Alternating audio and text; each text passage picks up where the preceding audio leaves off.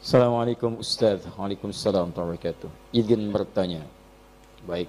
Apakah boleh berdoa mengenai calon pendamping hidup dengan menyebutkan nama orangnya?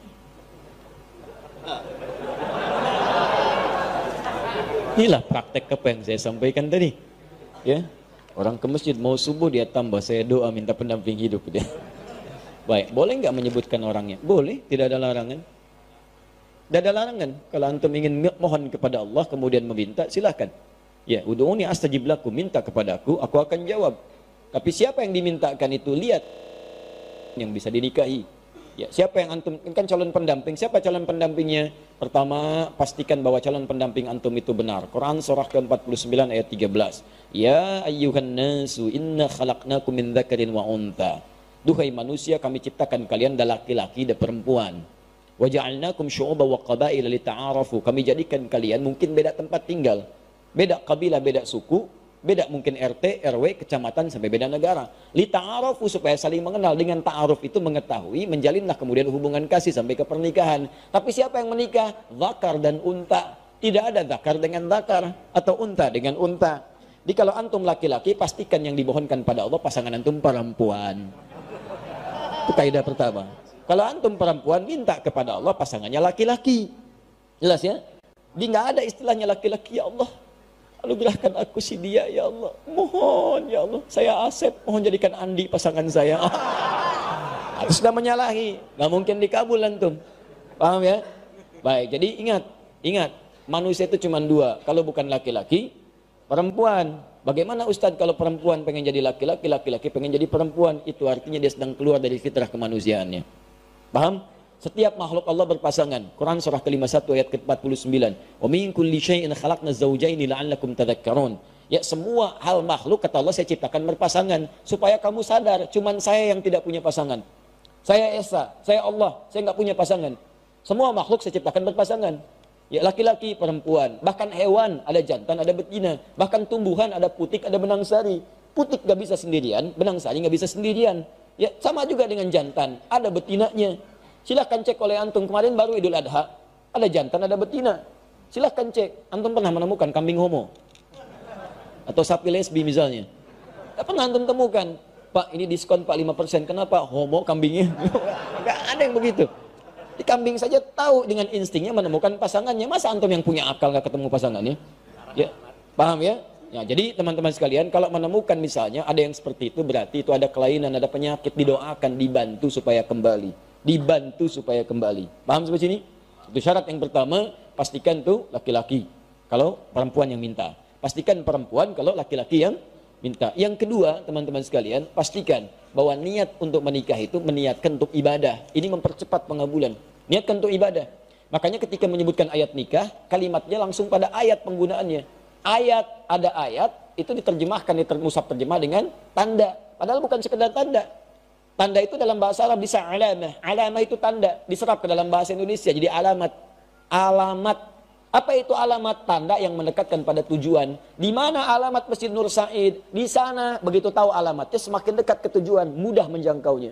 Nah, kalau antum ingin mendekat kepada Allah, ada tandanya.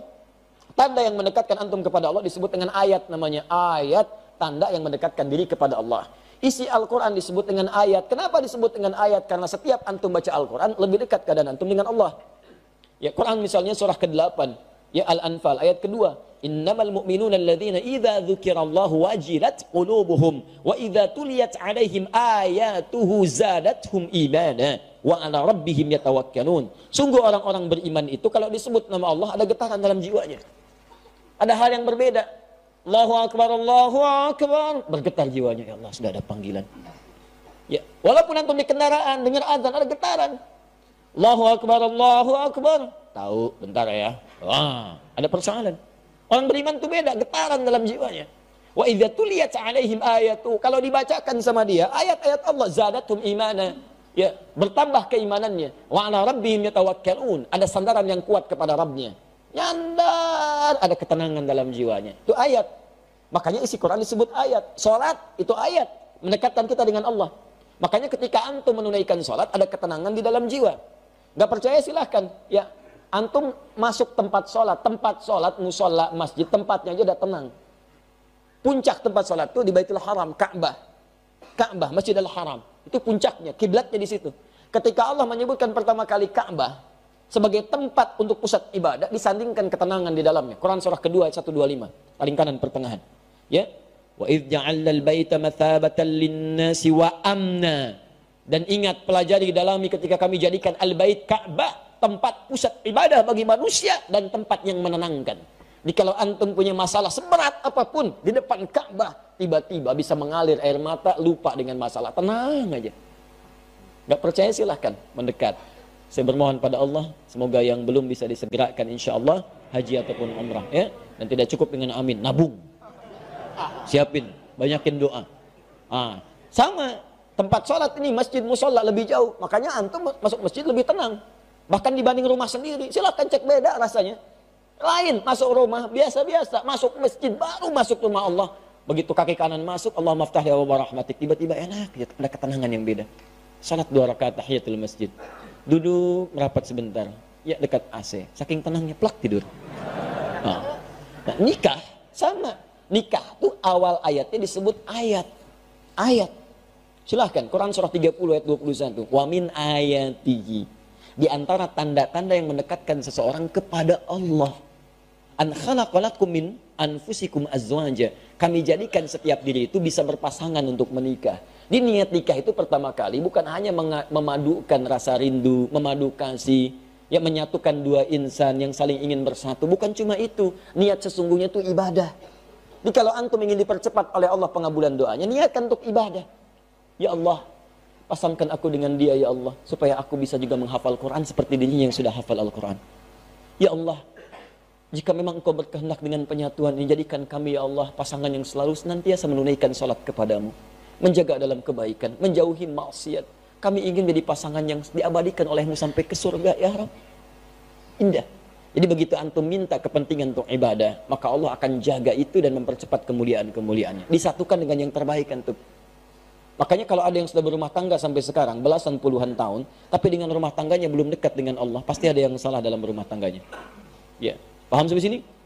Baik, makanya sekarang ini saya lihat banyak perubahan-perubahan. Orang mau menikah, maharnya itu sudah pakai bacaan Quran tambahan. Aku mau menikah, tapi kamu hafalkan dulu surat Ar-Rahman ya. Masya Allah. Saya kalau menghadiri tausiah pernikahan, sekarang bacain Ar-Rahman. Calon suaminya tuh, bukan baca pakai mushaf, hafalannya.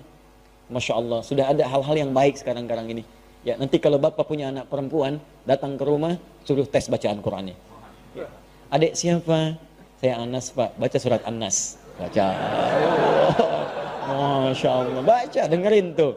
Makhrajnya bagus. Kalau belum bagus, latihan dulu.